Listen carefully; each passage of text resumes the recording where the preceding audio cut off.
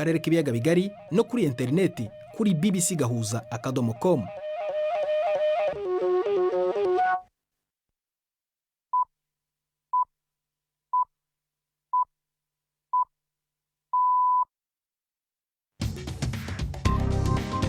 Ubu ni saa 10:30 ku isaha mpuzamahanga ya GMT, ni saa 12:30 ku masaha yo mu Rwanda no mu Burundi. Muri studio muri kumwe na Prudence Ngiyumva.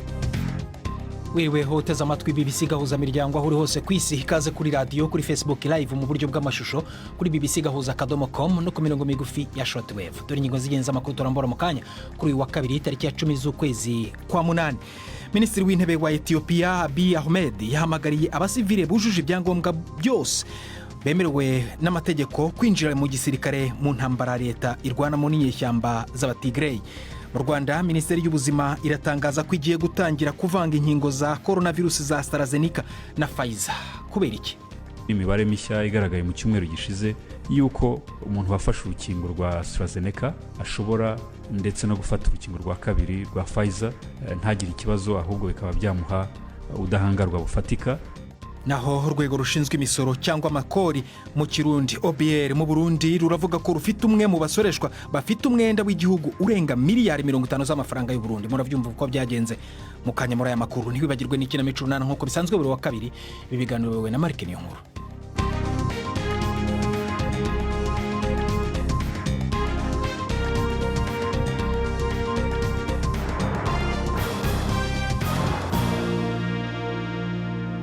Kaze ku makuru arambuye duhera mu gace k'ihembe rya Afurika. Minisitiri w'intebe wa Ethiopia Abiy Ahmed yahamagariye abasivile bujuje ibyangombwa byemewe n'amategeko kwinjira igisirikare mu ntambara leta irwana mu n'inyeshyamba z'Abatigray.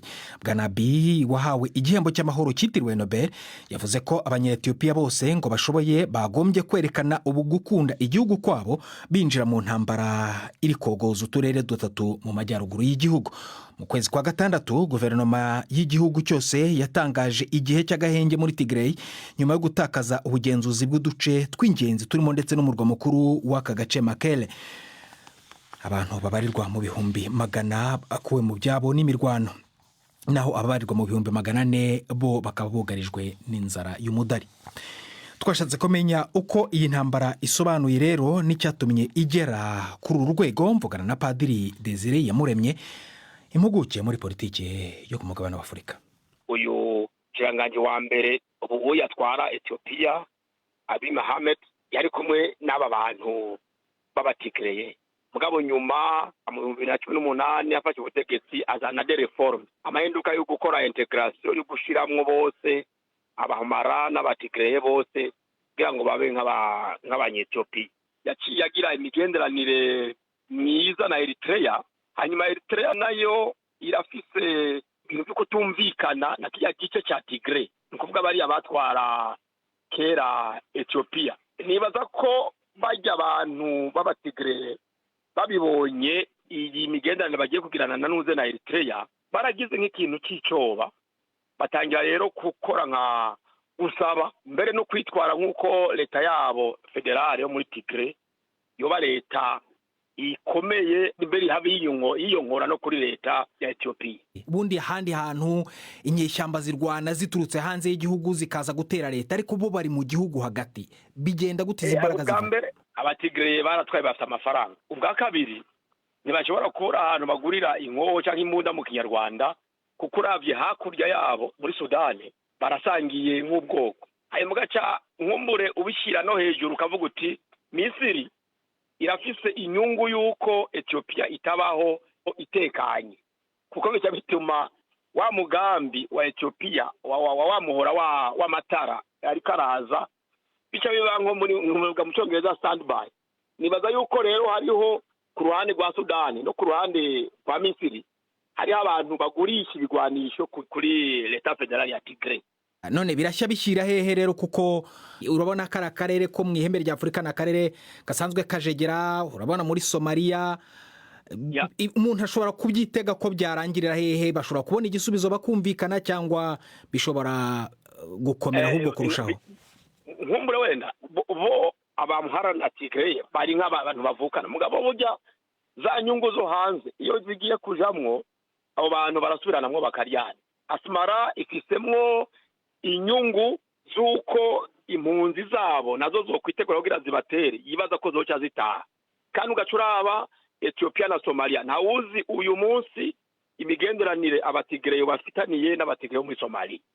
Igero kavuga uti abajejwe gucungera amahoro ku isi batabibangukiye n'ingoga, turashobora kugira akarere gasubiye muri ya ngendo y'imyaka 1981 na kabiri, aho amareta agenda kadisparesa nasubire kubaho nka Somalia. Uravye inyungu isi yose ifise kuri Ethiopia, nibaza nibizogera ngaho ngira ngo bazogirana ibiganiro kugira barabinye bogumizaho leta federale. Perezida Putin yategetse minisitiri ishinzwe ibikorwa by'ubutabazi bw'igitaraganya kohereza abandi bantu bazimya inkongi mu gace kanini ka Yakutiya muri Siberia mu guhangana n'inkongi yibasiye ishyamba muri ako karere. Abategetsi basobanuye uko ibintu bimeze muri Yakutiya na Irkutsk bituranye nk'ibikomeye cyane, by'umwihariko kugeza ubu muri uyu mwaka kilometero kare cyangwa kilometero kwadrato mu Kirundi zirenga 80,000 z'ishyamba zarahiye mu Burusiya. Wa gatandatu ikigo cyo muri Leta Zunze Ubumwe za Amerika gishinzwe iby'ibyogajuru NASA cyavuze ko ku nshuro ya mbere umwotsi uva ku nkongi ya Yakutiya wageze no ku gasongero k'amajyaruguru kari mu birometero 3,000 uvuye kuri iryo shyamba.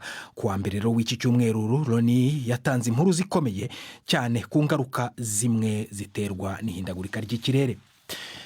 Tujye mu karere k'ibiyaga bigari. Mu Rwanda Minisiteri y'Ubuzima iratangaza ko igiye gutangira kuvanga inkingo za coronavirusi za AstraZeneca na Pfizer. Umuyobozi w'ikigo cya leta gishinzwe ubuzima RBC Dr Sabin Nsanzimana yasobanuye ko abantu batahawe urukingo rwa kabiri rwa AstraZeneca ubu bashobora guterwa urukingo rwa kabiri ariko rwo mu bwoko bwa Pfizer, ngo kubera ko ubushakashatsi bwerekanye ko imvange y'izo nkingo itanga ubudahangarwa bw'umubiri buri ku kigero cyo hejuru. Indi mpamvu yo kuvanga izo nkingo ebyiri ngo nuko iza AstraZeneca zabaye nke mu gihugu. Inkuru yo irambuye tubaza umunyamakuru wacu uri Kigali Ivuze. Ubutumwa bwatanzwe n'umuyobozi w'ikigo cya leta gishinzwe ubuzima RBC Dr Sabin Nsanzimana yavuze ko harimo gutangwa inkingo zo mu bwoko bwa Pfizer, ariko ko n'abahawe urukingo rumwe gusa rwo mu bwoko bwa AstraZeneca nabo bagomba guhabwa urwa kabiri ariko rwo mu bwoko bwa Pfizer. Avuga ko ubushakashatsi bumaze kugaragaza ko izo nkingo ebyiri kuzihuza bitanga ubwirinzi bwo ku kigero kiri hejuru. Birashoboka ko umuntu yaba yarafashe urukingo rw'ubwoko runaka akaba ku nshuro ya kabiri yafata urundi. Byagiye bigirwaho impaka cyane, ubushakashatsi bumaze igihe bukorwa, ariko kugeza uyu munsi wa none ndetse n'imibare mishya igaragaye mu cyumweru gishize yuko umuntu wafashe urukingo rwa AstraZeneca ashobora ndetse no gufata urukingo rwa kabiri rwa Pfizer ntagire ikibazo, ahubwo bikaba byamuha ubudahangarwa bufatika. Mu ntangiriro z'icyumweru gishize u Rwanda rwatangiye gahunda idasanzwe yo gukingira COVID-19 hagamijwe gutanga inkingo ku bantu basaga 300,000 bikazafata igihe cy'ukwezi n'igice.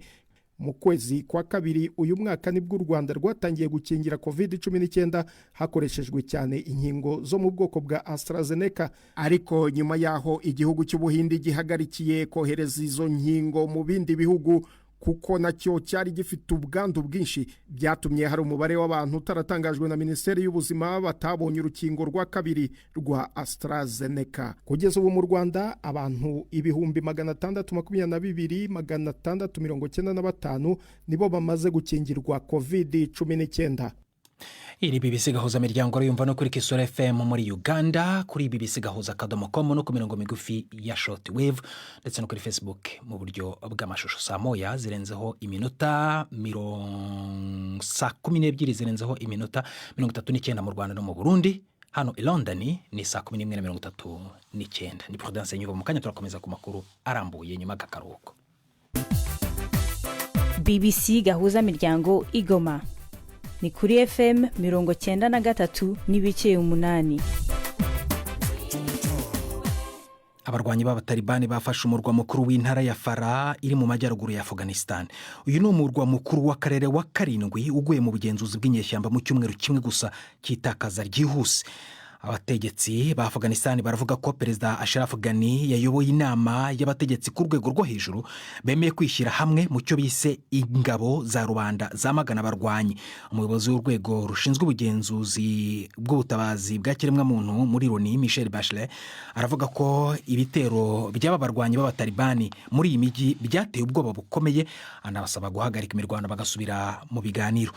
Imiryango itera inkunga yo iratanga impuruza ko abasivile babarirwa mu bihumbi bishwe cyangwa se abandi bagakomerekera muri iyi mirwano.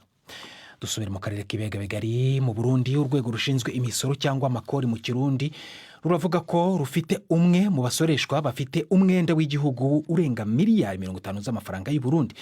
Umuvugizi wa OBR Stani Ngendakumana avuga ko iperereza ryakozwe n'iki kigo ryagigaragaje ko uwo musoreshwa yamaze imyaka ikabakaba 10 atishyura imisoro isabwa n'amategeko. Navuganye na bwana Ngendakumana rero ntangira mubaza ukuntu aka kayabo k'amafaranga yose angana gutya yarinze ari giswa.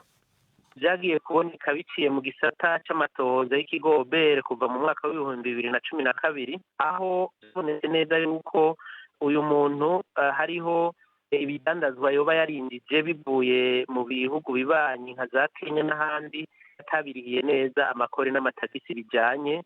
Hanyuma amatohoza ashika yuko uyu muntu ategerezwa kuriha amande hamwe n'amakori n'amatagisi bijyanye. Icyo gihe yashika ku miliyaridi 8. Kuva icyo gihe rero inyifato y'uwo mutangakori kwabaye uguhagarika imigenderanire n'ikigo OBR hari mu mwaka w'2012. Hanyuma kuva icyo gihe nta telefone, nta nimero novuga adresse yiwe yasubiye kumenyekana kugira ngo agume aganira n'ikigo OBR bumvikana ingene ashobora kuriha ayo makori n'amatagisi. Aracyakora ubwo bucuruzi muri iki gihe? Muri iki gihe nta wovuga neza yuko wakora ubwo bucuruzi, ariko kuva iryo tangazo risohotse mu kigo OBR twaramwakiriye. Urumva umuntu amaze kuvuga arakubwira yuko yahagaritse, nta wo kwemereye ibyo umuntu avuze. Niba bimeze gutya umuntu ashobora guherana amafaranga angana gutya miliyari zirenga 50 y'amafaranga y'u Burundi, amafaranga menshi cyane, niwe wenyine uburyo ikigo cyanyu kigenzura imisoro gisanzwe gikora ntabwo byerekana ko harimo imikorere idahwitse? Nabasiguriye neza yuko mu miliyaridi 52 y'amafaranga y'amarundi harimo amande nayo afitiye ikiga cya leta biciye muri amakori n'amatagisi, ko mu Kirundi wacu tuvuga guherana no kuvuga kuba waranze kuyariha burundu. Ubu rero turi mu ntambwe yo kwishyuza, twizeye neza yuko uwo mutangakora azoyishyura, ariko siwe wenyine, hariho n'abandi abatazashobora kuyishyura. Muzabafatira ibihe byemezo? Itegeko rivuga yuko umuntu atashoboye kwishyura igihugu gifata ibyo atunze. Komisiyo y'amatora muri Zambia iravuga ko ibintu byose biri mu buryo kugira ngo amatora y'umukuru w'igihugu kuwa 4 azabe yigenga ari mu mucyo kandi aboneye. Itangazo ry'iyi komisiyo rikurikiye kunengwa n'amashyaka atavuga rumwe na leta ko aka kanama katakurikije inzira zose zituma urutonde rw'abagomba gutora rugenzurwa ku buryo bwigenga. Abapolisi n'abasirikare badafite intwaro babarirwa mu bihumbi bazaba bari ku mihanda ku munsi w'amatora mu kugenzura ibiro by'amatora. Abakandida 16 bari guhangana gutegeka Zambia, kandi umukuru wa komisiyo y'amatora akaba yasezeranyije ko abanyazambiya bazamenya uwatsinze mu gihe cy'amasaha 72. Uyu mwanya w'ikinamico urunana abayitegereje umwanya no wanyu.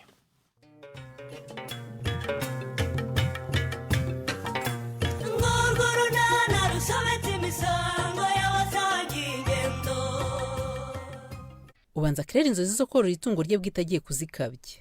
Hagati aho Felicien arahiza abwira abashiki b'ikibazo amaranye iminsi. N'urunana. Ego mana, Felicien noneho kubyutse kare. Hari impamvu. Ahubwo se ko noneho nawe uzindutse cyane mute? Sha uyu munsi nashatse kuzinduka bidasanzwe rwose. Nsigaye ngera ku ishuri nakerewe. Mute? Karame. Icyakuzinduye kidasanzwe nicyo cyatumye nanjye nzinduka bidasanzwe. Ngwiki? Akora na Felicien ubanza ashaka kudukinira agafilime siguza. Nose nawe ugiye kwiga muvandi? Nanjye ubwo biranyobeye Beni. Waba udutunguye cyane rwose. Mute? Karame. Nayibonye ko washatse kuzinduka ngo ntange kugenda ntarabyuka, sibyo? Ndagira ngo nkumenyeshe ko uyu munsi utajya ku ishuri. Ngwiki? Ntujyayo yewe. Ngaho kubera icyo atajyayo se? mbere na mbere ngomba kubanza kumenya neza ibyo gutwita. ngaho re ugize ngo gutwita?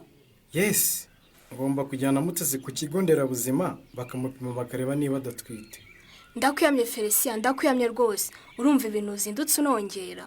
njye sinsobanukiwe ariko nibyo ndi kumva mu matwi yanjye. Mutesi ntahajya yewe, ahubwo niyitegure tujye ku kigo nderabuzima. mbabarira di, nkura ayo magambo. mwitese nawe wayineye, reka nigire no ku ishuri. ntaho ujya yewe.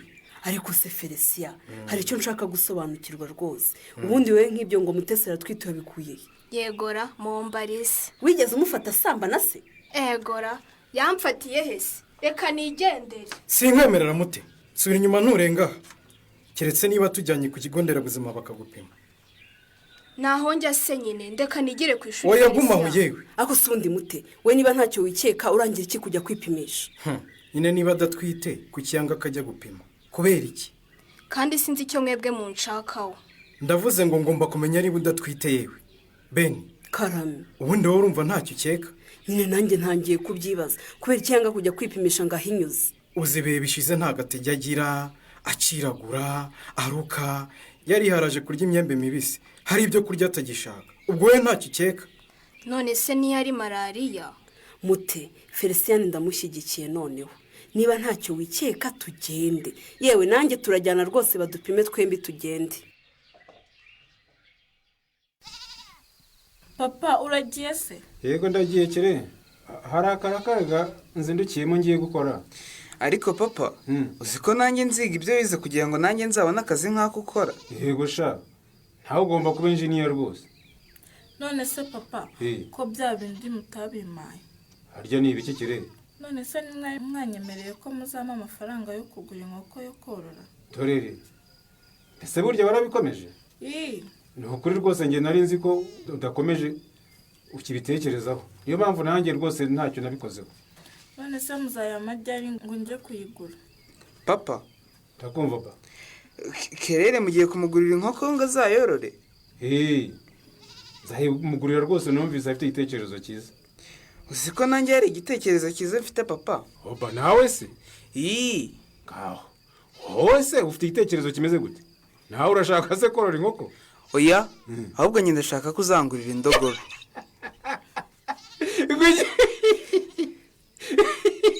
indogobe papa, sinayibonye muri filime se hari abana bayifite indogobe ikazajya igenda bayetse gutya, nyine nanjye uzayingurire izajya injyana ku ishuri.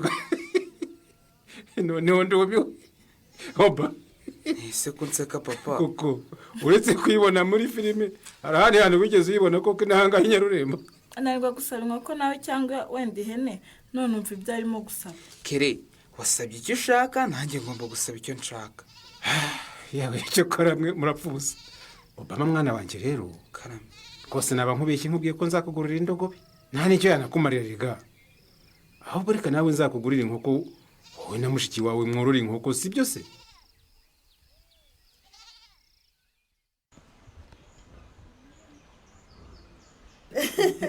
ni ukuri ntiburazi ibihe byatugendekeye neza da. ariko rero mwabagore mwe, ndabona rwose mugenda mukururuka nk'aho tudafite icyo tugiye gukora. ariko sori naravuga ukuri, ubwo muzi ko umukiriya ugomba gutwara iriya myaka yacu yahageze kare wa. mwihute mwe muracyafite akabaragama, njye ndisaziye. ariko bakurate rwose. ariko si ubwo mwandinze nkwa igihe naje mberekera inyuma koko ubwo ntimurambona? ahubwo nari nzi ko wowe wadutanzeho murebwaye. niko reka da, nabanje kwita kuri wa mwana wanjye. cyore mu ndorere murebwayire. ikize kandi ni ibiki ko mu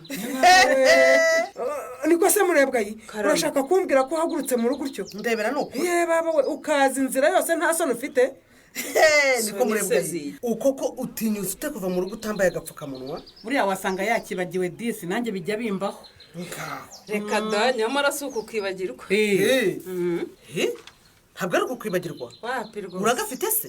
none se murebwaye kutakambaye?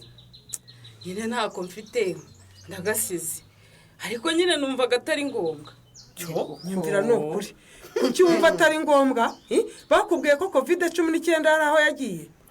yego mana yanjye nanjye rero reka mbabaze hari abandi nari ngiye guhura nabo se batari mwebwe mwe nyine ndabizera cyane umva muremure ngo aratwizeye rwose umva muremure byihuse ubu nyine subira mu rugo wihuta subira mu rugo wambara agapfukamunwa tugomba gukomeza gukaza ingamba zo kwirinda covid-19 urumva mubyeyi ni ukuri subirayo kambare murebwa ye ubwo se si by'amakuru nibyo rwose nasubireyo kuko nagire vuba kuko se ihuta ahubwo abuze aracyari aha yewe reka nsubireyo nkambare da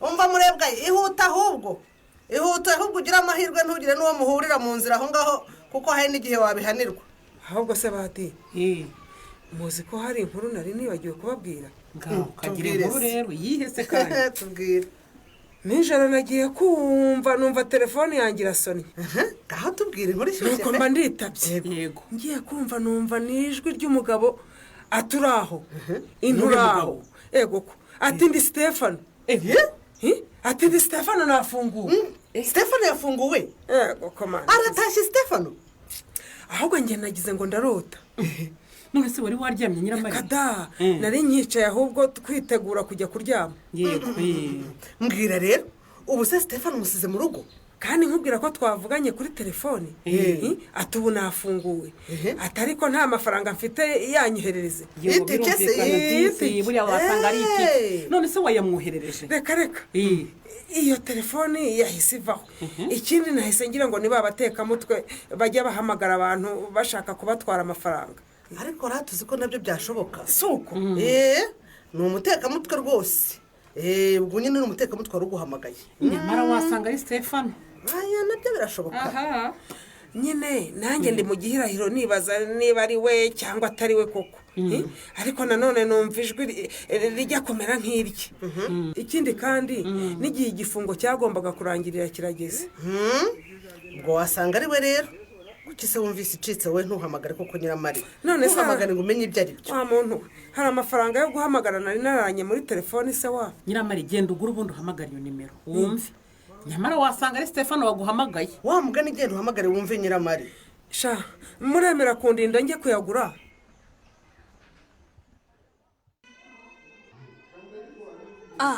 njye rero ngiye no kwigendera gusa uragenda ibisubizo bitabonetse kandi uzi ko ari byo dutegereje mute byatinze yewe ariko ubwo muzi ko ku ishuri mfite ikizami njye ndigendeye rwose yigendeye rwose nikongere kicare ku ntebe se nyine uragenda se ujyayo ako si ubwo ufite ikihe kibazo mute wakihanganye muganga akatuzanira ibisubizo ukabona kugenda ego uratega moto wakiyoroye se kubwo ari ubwoba kagize ndakwiyamye ngewe Felicia maze uhore wumve dore ahubwo muganga araje abanza atuzaniye ibisubizo nabizane ibyanyu mbimenyesha Mutesi na Benita Karame ibisubizo byanyu byabonetse muga Karame ndifuza ko buri wese umubwira igisubizo cye numva nta kibazo akira iki ni icya Benita ibizamini by'inkari twafashe byagaragaje ko udatwite ntatwite yego akira mute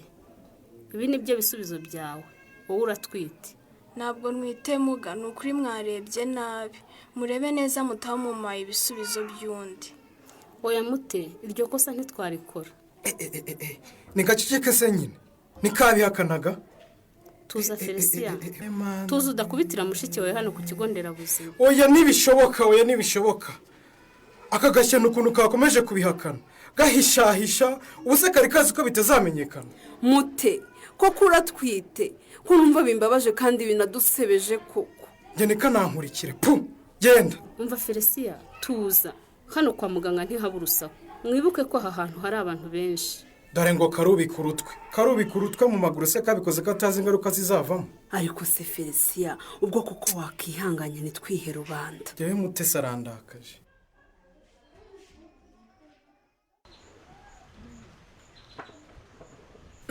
ariko sorry ubu ni munshutse umpamagariye inomero koko ihamagare yewe ntumaze gushyiramo amafaranga se reka mfe kubikora none ubu baba ari abatekamutwe sorry niba ari bo nyine nabyo urabimenya mwaramutse neza kuri iyi telefoni hari umuntu warayimpamagaje niyo mpamvu nyihamagaye yeee nyine yambwiye ko ari Stefano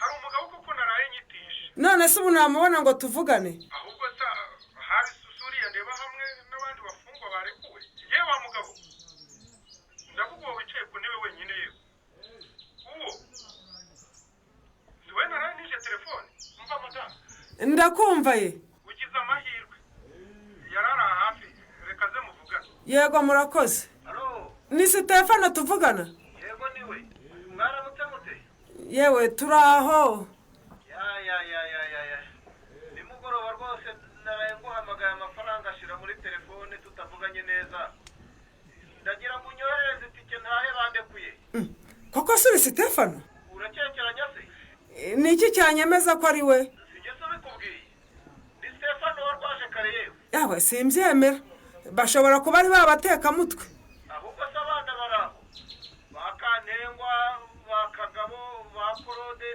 n'abandi bose aho mu rugo mumeze neza uzi ko ari we koko de niwe soni ni ukuri niwe none se nyine ko isi umukupa mwana we ubu ngire nte de reba nyine uko wamwoherereza ayo mafaranga ze koko se nyamwoherereze cyangwa mwihorera akomeza abiyo andekera amahoro sori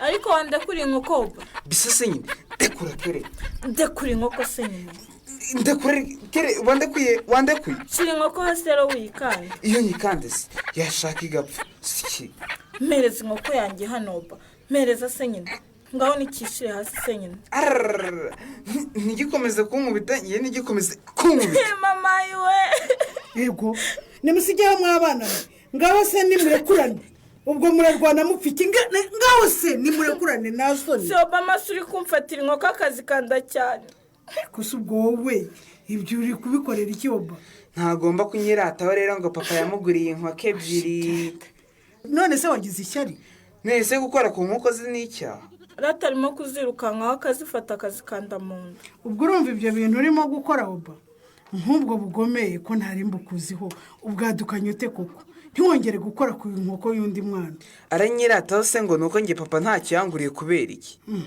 nawe se uragira ngo bakugurire inkoko yo korora nta nkoko nshaka none se urashaka iki ihene ngenda ndashaka ko nanjye mungurira indogobe ni ishyano ye ibyo uvuga by'indogobe ni ibiki iryo tungo se hari aho wigeze uribona inaha ngaha i Nyarurembo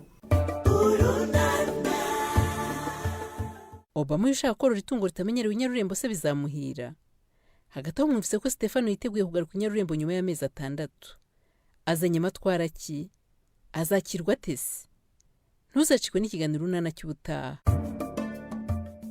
ikinamico urunana mwitegurirwa n'umuryango urunana development communication mukayikurikira kuri radiyo BBC kuwa 2 no kuwa 4 saa 12:45 z'umugoroba ikinamico urunana kandi mwayikurikira kuri YouTube kuyigeraho andika ijambo ikinamico urunana official maze utange n'ibitekerezo uramutse ufite ikibazo cyangwa igitekerezo kandi wifuza kutugezaho watwohereza ubutumwa bugufi bwanditse kuri telefoni igendanwa 0783181064 mushobora kandi kunyuza ubutumwa kuri paji yacu ya Facebook kwigeraho no kwandika ijambo urunana dusubikiye ikiganiro urunana cy'uyu munsi naho butaha barakoze abo mu ikinamico runana natwe turi gusubika ibiganiro byacu byo kuri uyu wa kabiri ariko niba ari bw'igifungura radiyo yawe wamenya ko minisitiri w'intebe wa Ethiopia Abiy Ahmed yahamagariye abasivile bujuje ibyangombwa byemewe n'amategeko kwinjira igisirikare mu ntambara leta ye irwana n'inyeshyamba zabo muri Tigray. Naho mu Rwanda minisiteri y'ubuzima ikaba yatangaje ko igiye gutangira kuvanga inkingo ebyiri za coronavirusi urwo n'urwa AstraZeneca ndetse na Pfizer kubera ko ngo ubushakashatsi bwerekanye ko zitanga ubudahangarwa buri hejuru. Niba utashoboye kumva ibiganiro byose ntugire ikibazo jya kuri bbc.gahuza.com ushobora no gusanga andi makuru tutabagejejeho mu mukanya mu minota 15 twari dufite yo kubagezaho. Hanyuma rero ushobora no kongera kuyasanga kandi kuri Facebook ugiye mwishakira ukandikamo BBC Gahuza. Twafashijwe na Susan Lennon kugira ngo amajwi kugira wasakaye neza. Naho Mark Ninkura yabo ibiganiro gene Prudence Nyuva koze guhitamo BBC Gahuza miryango no gutaramana natwe kuri uyu mugoroba. Araharyana wirinda n'abandi ijoro ryiza.